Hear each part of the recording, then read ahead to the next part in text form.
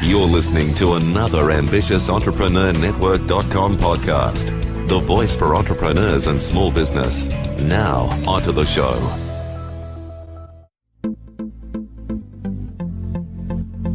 This is Women in Leadership Podcast, featuring success insights from women around the globe. Now, over to your host, Anne-Marie Cross.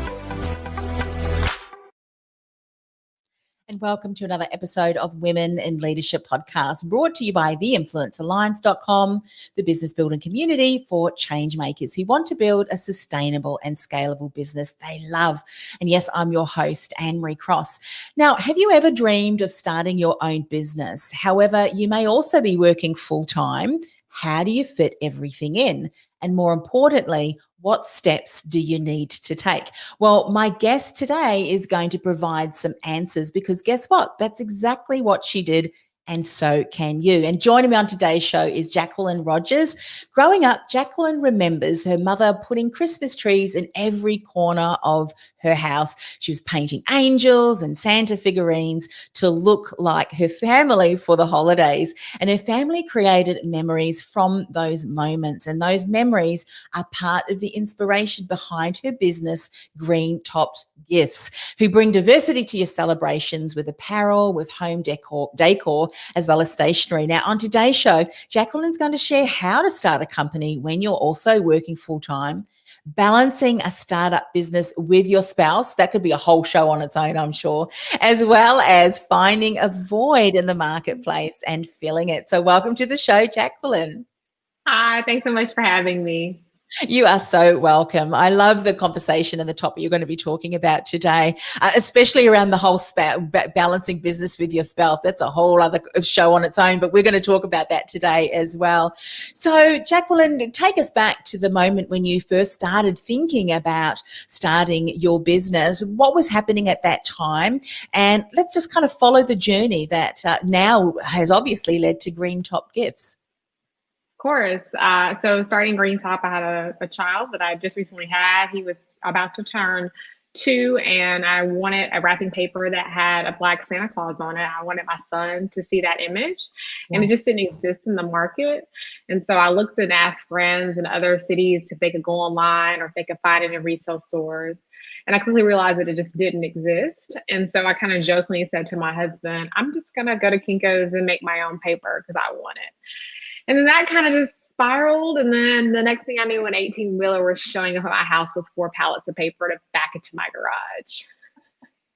You know what I love about that is how often we looking for something and saying to ourselves, or even to some of our friends, as about, nothing exists. What a great opportunity to capture that market and then bring that to the marketplace. So you obviously were working full time at that stage too. Take us through some of the steps that you did, because I think hindsight is a wonderful teacher. Maybe there were some things that you did that you would continue to do if this was ever something that you wanted to do again. But for people who may be working full time and have had an idea, they've identified a missing piece in the marketplace and they want to be that in the marketplace, what are some of the things that you did that worked really well that enabled that transition to starting the business?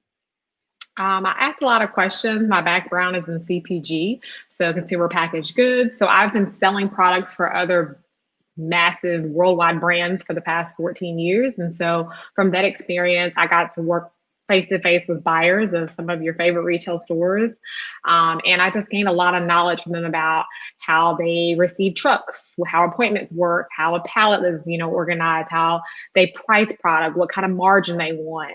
And I just kind of took all of those learnings from my day job, and it kind of helped me along the way. And it's been so helpful as we grow our company and scale. Yeah. But I think the most important thing is really just managing of my time. That was probably the hardest aspect of it while working full time. Yeah.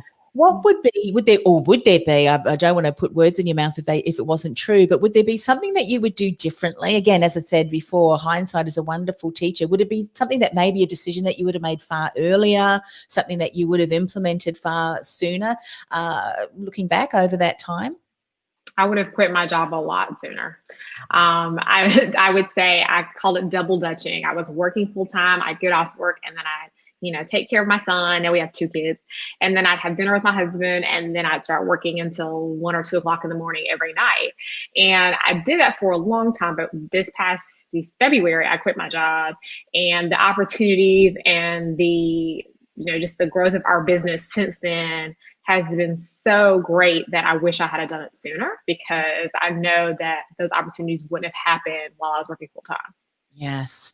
Isn't it interesting that, often as women, we juggle so many different balls. We wear so many hats, but I love what you've just said. And it reminds me of a saying, just because you can doesn't mean you should. So I would imagine that the research that you did while you were working still is very important, because there's some analysis and things that you want to consider to make sure that the idea that you have not only has legs, but is doable, is achievable. So at what point, now that you know that would be something you'd done earlier, at what point, what things had you established to kind of give a bit of a framework? Once you get to that stage and this is happening, then, consider seriously, because if the decision is, I'm going to put 120% into my business, focusing on that and being the full-time business then is so very important. What were some of the things that were happening and that needed to happen that you knew was important to have in place before you would have left your workplace? Obviously, you want to see that the first item sells. There isn't a need where people want it, if you have revenue and people are buying it. And then from there, we wanted to expand our assortment. We had interest from some retailers, and I knew I couldn't do all of those things while working. I was afraid to do a lot of press at the time, because I was so afraid someone was going to find out from my day job and I get fired, because they were thinking, well, how can you do this and this? So for me, it was, I think, it was year 5, and this was the year that I decided to quit. But we had good traction. We had a website, we were getting good press. We've been featured in Oprah magazine. So those things were all lining up. And then we were starting to gain interest from retailers. And there were other people that were asking about our products, and investors. And so that's when I knew it was time. Yes. Yeah. And we're sharing your website here. Are they your children? No, none of those are my children. My children are on that commercial, but those are some friends, and they're beautiful family. Oh, just so cute. Just so cute. And I can see the wonderful designs. And I mean, when you're thinking of starting a business, often what people do, and we'll get you to share, actually, we'll share this and we'll share it at the end as well, greentopgifts.com. I wonder, do you also ship internationally too, as well as the US? We do. I was thinking about that once we set up this podcast, that I need to make sure that we've got that all done, and that's a switch we can do in our fulfillment so that we can ship internationally. Yeah, fantastic. That's good. There's nothing, that all of a sudden something is shared and then people rush and hang on a second. So I love that. That's great leadership there. One of the things that I also wanted to ask too, and this is very important, and it kind of relates to what you were saying, some of the things that you want to make sure that you have in place, and that is sales. Because the point that I was going to say is, often when we talk about it, and it's often to our closest family members, I've got this idea. Now, many of them go, that is fantastic. But there's a difference between people who know and love us and want to support us to say that's fantastic, to actually having sales in the door.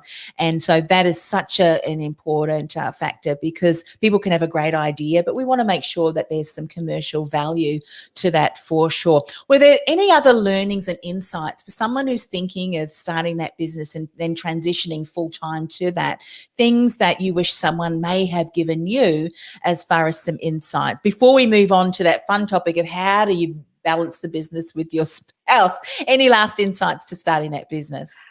I would just say make sure your operations are really streamlined. And that was something that was really important to me early on, making sure I understood the cost of the shipping, what the freight was, the UPCs, the dimensions, testing, shipping a product. Before you decide to sell something, actually shipping a product to someone else and knowing the cost and how long it's going to take for it to get there, and what is the box going to look like when it arrives.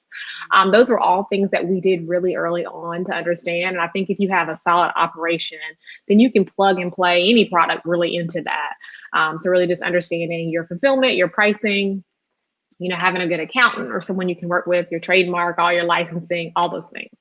Yeah, something that I want to pick up on, you got some publicity there. Was that something that as the business you wanted to get the PR, or did you find because you'd done your research and there was a need in the marketplace that PR opportunities, because sometimes that's what happens. Your idea is so unique and there's such a need there that you're discovered by other people who want to feature you. What was that for you? Did you do some, strategically, and then you found that opportunities to get your message out there was what kind of snowballed from that? It was a lot of, when we first started, I had a friend that did PR full time for a major television network, and she kind of helped us on the side and worked with us kind of as a contractor. And she kind of pitched us the stuff, and then we didn't have a full agency at all. So a lot of our pitches were blind submissions for some of the press we got. We first started with our video, which is kind of our about us, how we came up with the idea video. And we really shared that on Instagram and Facebook. And that, I won't say it went viral, but it got shared with a lot of people. And that's what really got our story out. And got people interested in our brand. And then kind of like from Oprah and all of those different, Good Housekeeping. Those are just kind of blind submissions that we did on our own without an agency. We have, representation now with PR that helps us get great opportunities and interviews. But when we really started out, we couldn't afford it. So it was really just off the strength of the product itself. Yeah. And I'd imagine too, one of the things that would have been really important for you to have in place, and I'd love for you to share some insights in this as well. I mean, you've got a wonderful product idea, which was what really sparked this. But then when you think from a business point of view, I'm sure you went through a period where you thought, well, what is our vision? What is our mission? What's our why? And that has to be really strong, doesn't it? Because you've got some wonderful products that I can see, gift wrap, accessories, apparel, we mentioned, that they're still all under that clear vision, that clear message, and that why that was so important to you when you first started. And it's even equally as important now. Yes? Yes, I always say customer service is extremely important to me. And I always want to our customers happy because that's a big part of our brand. Did you have a pleasing experience? Were you excited when you purchased this item? How did it make you feel? And so we're really intentional about our branding and the messaging. There isn't a post or, a graphic that goes out where we don't put thought in it. Like, does this reflect the brand of, love, joy, and family, which is super important to us. And if it can't align with one of those targets, then we know it's not good for our brand. So we're always intentional about every aspect of the messaging and the story we tell with our products. Because it's a celebration company. We want to bring joy and happiness. And if we're not doing that, we're not on target. Yeah, and I love the three key words that you mentioned are very much part of the mission and the culture that you're creating in your company. Do you often, because I think when you really have a highly engaged community of customers and just stakeholders who love what you stand for and who will support you, it's wonderful to also have what you might call reciprocal or two-way communications, if you will. Do you have, as part of the business, a way that customers can give feedback? And because sometimes your customers are the people who can give you your greatest next idea, do you, Yes. what is it that you do? We definitely use, I would say social media is a way for customers, our comment box, and our customers, our Greentop family is very vocal about what they like and what they don't like. We had an ad we ran 2 years ago that our graphic designer created that was like an ugly sweater. And it was just kind of an image with Clarence and this ugly sweater graphic behind him. And people kept saying, you guys should really sell that as a t-shirt. And it was really like a wallpaper. It wasn't, a sweatshirt at all. So we were like, okay, the next year we created it as an ugly sweater and it sold really well for us. For the past 4 years, people asked for pajamas, and it was just something that pajamas are a big, it was a big task because you got to have infant all the way up to an adult 2X for us. So it required a lot of inventory, and I wanted to make sure we had enough of a following to sell through of it. So this year we launched pajamas and we were super excited about it. And that really came from our customers telling us the items that they want, and they tell us all the time. Yeah. And they also tell us what they don't like. Yeah. They tell us about, the postal service this year was a nightmare with COVID, and customers are very clear about their expectations, and our items are seasonal. They want to get them on time, and they weren't happy with delays. So we were aware of that, and we worked through that with a lot of customers. So they give us the good and they give us the bad too. Yeah.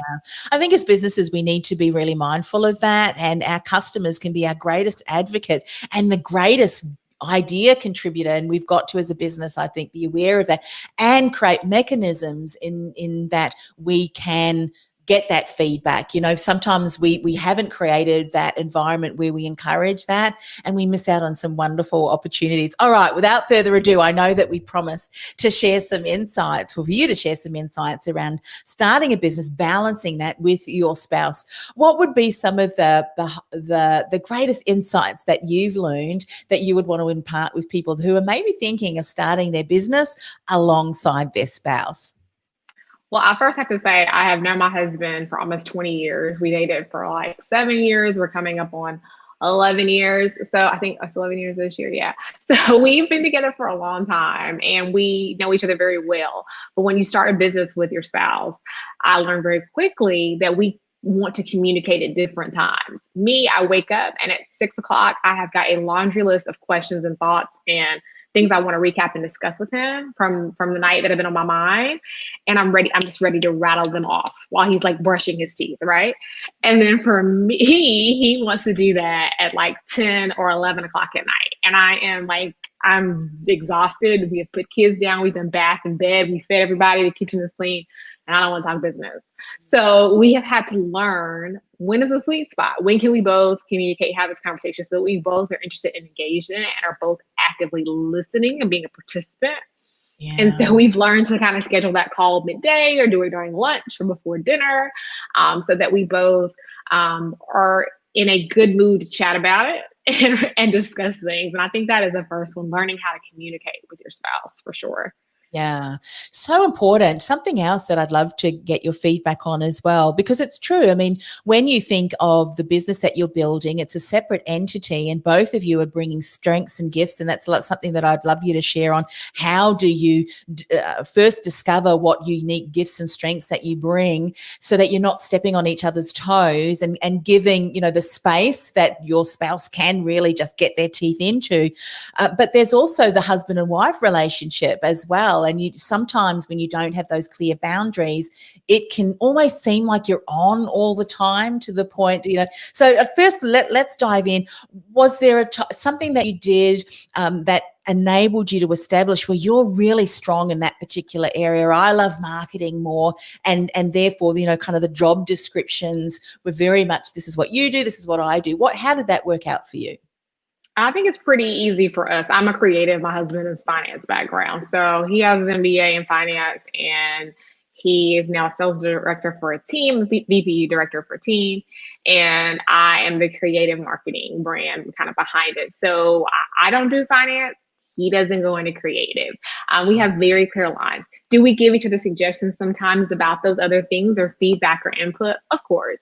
But I know what my strengths are and he knows what his are. And I think we remain in those two different lanes. And I think that's probably the biggest thing for us, is kind of understanding what the other person is good at. And also being willing to, when you start a company, it's your baby. So it's like, you take things personally. So if he tells me something like he doesn't like it, I can't take it personally. You have to take the emotion out of it. And that's hard sometimes with your spouse. Response, is it? Actually, a question that I have: at what stage did you bring your husband into your business? Because I'm assuming, or maybe not, when you left your full-time job, you know, how long was it until you decided, you know, you need to come on board, or let's have you on board? How long was that? He's always been a vocal part and assisted. He works full time and he, you know, jumps in as needed. But from the beginning, he's been an active part of it, and, you know, kind of going through the numbers, looking at financials, discussing, you know, are we meeting the right margins, kind of reviewing anything with contracts related to the numbers. He reviews it and kind of drills down into it, joins in on calls and provides his feedback when he can, obviously. But it was very early on where he started with the company. Now his job has gotten a little bit busier. So we're switching some of that to a different bookkeeper and a person to manage some aspects of it. But he's still very much a part of it. And I try to keep him as a part of the business and the things that I know he's excited to learn and hear about. Yeah, that's fantastic, because I think with one of the things that can often inhibit business growth is the finance area, because, you said you love the marketing, the brand, coming up with ideas and so forth. And that's fantastic. That's so very important and so needed. But there's also some decisions that can be made and strategically planned for when we look at the figures. I mean, I've got a client who's a CFO, wonderful, wonderful CFO. She says, look, figures tell a story, and they can tell a story of growth and decisions. And especially now that we find ourselves in a very interesting environment where things change, there may be some ideas that we've put forward, and when we run them through the scenarios, financially, and plug those figures in, I'm sure this is something that your husband does for you, you're able to then see, well, hang on a minute, maybe we need to do that in the second quarter, or maybe we need to do that in place. So from a business point of view, I'd imagine, and love your feedback, the figures would have been a very strong component. So anyone that's thinking of starting a business really needs to have someone that walks alongside that can give you feedback from a finance perspective. Yes? Yes, very much so. He definitely lays down a lot of no's. Like, is that in the budget? Do we need that? Can we afford that right now? Do we need to keep this person on, or do we need to let them go? Are we in things that I'm excited about and I think are wonderful? He may say, but have we got the return on that yet? Or what's been the ROI on that? I think he's really good about, I would say, sometimes he pops the pen with my balloon. But one of us has to be super excited about everything, and then someone else has to dial you back in. And I think we're a good, healthy balance of yay and no, not right now. Yeah, and it's so true. I mean, that whole beware. Have you got a budget? Have we done an analysis around that? And what I love about that, and I really can sense, and I can just see it in just your posture and mannerisms, that there is an understanding, even though maybe that there's this wonderful idea, there's a realization that it may not necessarily be a no, but a not yet. Right now, yes. Especially for the business that you're in, you've got products.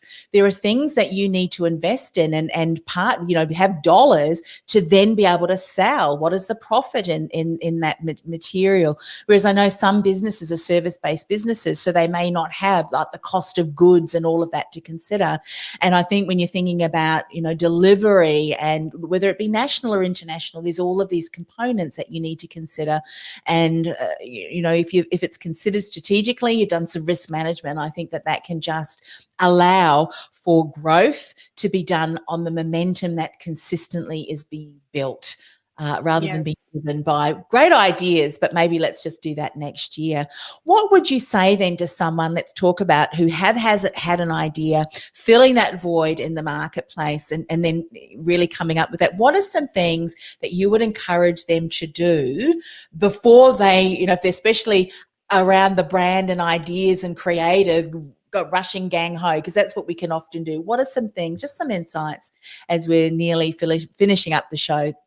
I would definitely say research other people who are in your same space and look and see their price points, how they ship it, how they go to market, and really understanding all of the different aspects of your manufacturing. I knew nothing about how wrapping paper was made when I started, but I went on YouTube and I learned enough lingo that I call our manufacturer, and they thought I knew what I was talking about.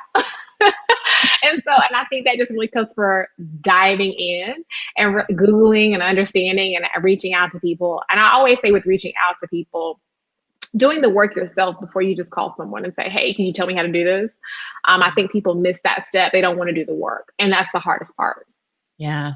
We've talked about so many different things today, and I love that. And we're going to share again your website and share for people a little bit more about some of the products and things that they can find from that. But I'd love to also look from a leader's perspective. I mean, obviously you're the head of the company, and there's certain things that we can continue to do that enables us to be the best at our work, because you're overseeing a team as well. What are some insights that you can share with other women in leadership, particularly for many women who may be finding themselves in environments that maybe there is, 12 months, 18-month plan that all of a sudden needs to be put on hold. What are some things that you do for self-care? How can we, make sure that as leaders in our business, we do still, connected to the vision, even though there may be some uncertainty in our horizon? Love for you to share some insights and things that you've done and that have really supported and continue to support you. That's a lot of questions, but I'm gonna try my best to navigate it. But it's a couple of great questions. First, I would say don't be afraid to ask. I think in year 1 through 4, I was so afraid to reach out and ask people who I knew could help me for help.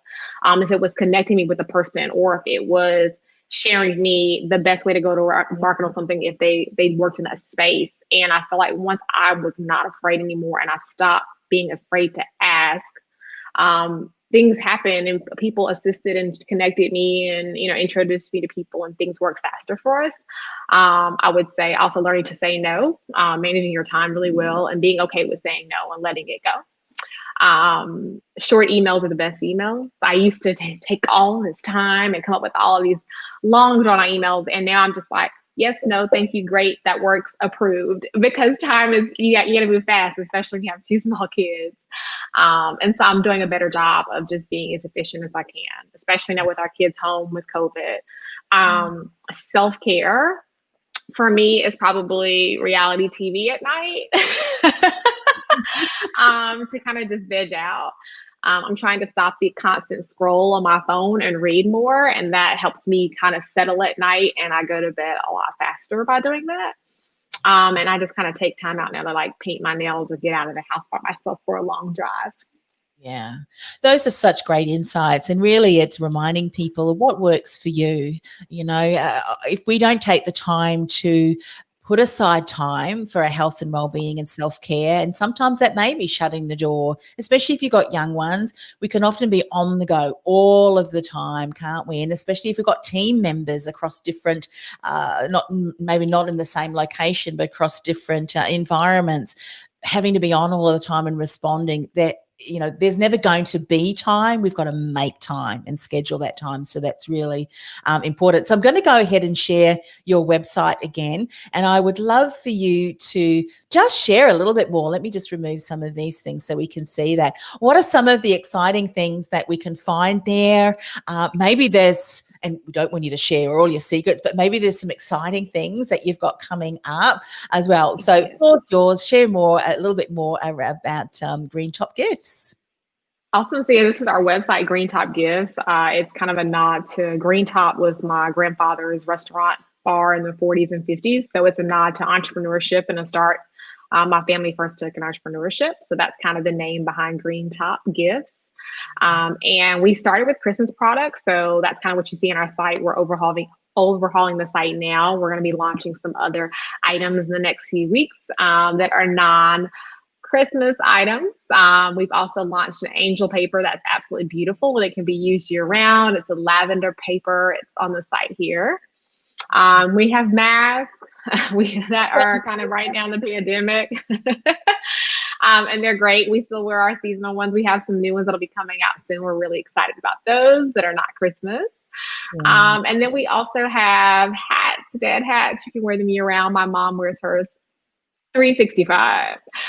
If you go under our gift wrap at the top, you can see the other paper. I would love for you to show that one. Yeah, let's have a look. That's the one in the middle, and that's our Hallelujah Black Angel. And she's a beautiful angel that you get in the middle one. Yes.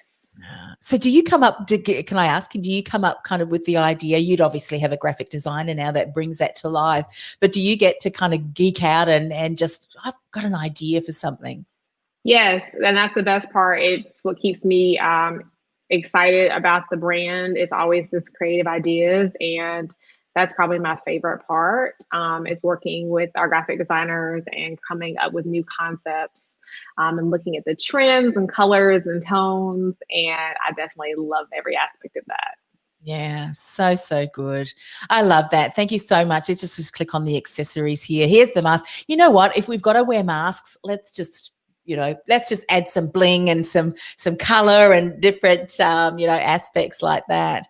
I love that there. There we go. Isn't that amazing? Some of our items are sold out from this season, and we'll be restocking those soon. So if you see something that you love and it's not in yet, you can sign up for a notification. And once it comes back in stock, which will be soon, you can add it to your cart and order. Yeah, fantastic. Well, look, thank you so much for coming on the show, Jacqueline. It's just been wonderful. You know, for people who have an idea and maybe working still full time, hearing someone such as yourself share the journey, the things that you did that you would continue to do, maybe do things sooner, such as give the full attention 100% to your business when you get to such a stage is wonderful, because it kind of plants that seed. Well, if she can do it, then I can do it too, which is what this show is all about. What's the best way to connect with you? Obviously, Greentop Gifts, but just share with people again your Instagram account and any other ways that you would encourage people to connect with you. Yes, you can find our website at greentopgifts.com. We're on Instagram, Facebook, and Twitter at Greentop Gifts. And if you want to connect with me, you can connect with me on Instagram at snacks with an S, snacks with Jack. Fantastic. Well, thanks once again for coming on the show.